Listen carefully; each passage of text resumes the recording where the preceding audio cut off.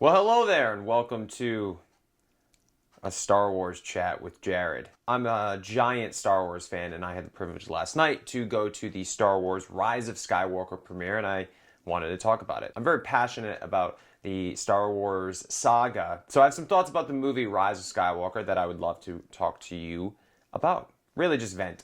I gotta be honest. Now this will be a non-spoiler review, so don't worry about it. There will be no spoilers here. So going into this one, I was very excited. JJ Abrams is back directing. This is obviously the third movie in the new Disney Star Wars trilogy and the ninth movie in the Skywalker saga, and it's being marketed as the concluding chapter to the filmography of the Skywalker Star Wars saga. So some pretty big shoes to fill. So here's my spoiler-free review of Star Wars Episode 9, The Rise of Skywalker. I'm not going to really give any of the plot points away because I don't want to... I feel like everything in here could be potentially a spoiler. I'm really not going to talk about anything that happens in the movie. I'm going to speak very vaguely about it. I may do a spoiler review on it just because there's a lot of thoughts I have about the movie that I need to get into details if I'm going to be able to articulate myself and some of the things that I liked and didn't like. But for right now, I'm just going to kind of talk about what we saw in the trailers, which wasn't much, and tell you my overall thoughts about the movie. So jumping right into it, there's a lot in this movie that I just did not like, which sucks because I'm a big Star Wars fan and I was really looking forward to this movie. And I felt underwhelmed. We know that Palpatine is back. We know that the trio of Rey, Poe, and Finn are going on some sort of adventure together. So the things that I liked were the acting. I thought, again, Adam Driver, Daisy Ridley, Oscar Isaac, John Boyega, they all bring it. Daisy Ridley is great as Rey. She's funny and endearing and sweet, and she's a great hero. She's so rootable. You want her to win. Adam Driver as Kylo Ren, again, probably my favorite character in the movie, at least his character arc I was the most invested in.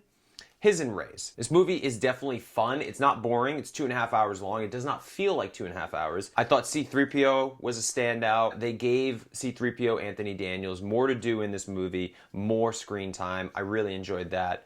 A lot of the things that have to do with the Emperor in this movie, because we know that he's back in some way, shape, or form, I just did not enjoy, and I found to be a little weird, if I'm being honest. In order for the Emperor to be back in this ninth film, you need to make sure it's valid that he's back and that his character works in this movie, and I leave the movie thinking the Emperor needed to be in this movie and it makes sense, and I did not feel that way. The movie also wants us to really believe that Poe, Finn, and Rey are these three best friends and that they're a team. So that was pretty frustrating because I just didn't buy the dynamic between the three lead characters. I love Star Wars The Force Awakens, and I was really looking forward to this, and I was so happy JJ was back, but if I'm being honest, I was underwhelmed and disappointed by the movie.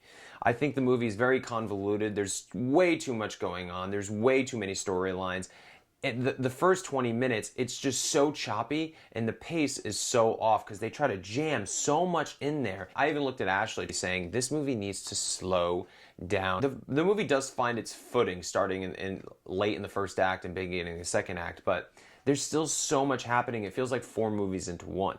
There's just a lot of things in this movie I did not like, and that sucks. And that's all I can really talk about because, like I said, I don't want to spoil anything for anybody. And I'm not one of these people that is going to say that the Disney Star Wars trilogy is ruining my childhood and it should never have happened. I'm happy that Disney made this trilogy. Now we have 3 new Star Wars movies that we can talk about for many years to come, whether you liked them, hated them, loved them. I'm someone that was glad that these movies were made, that I was glad that I was able to talk about these movies. I was glad I was able to see these movies. This specific case of Rise of Skywalker, I'm not sure if the good outweighs the bad.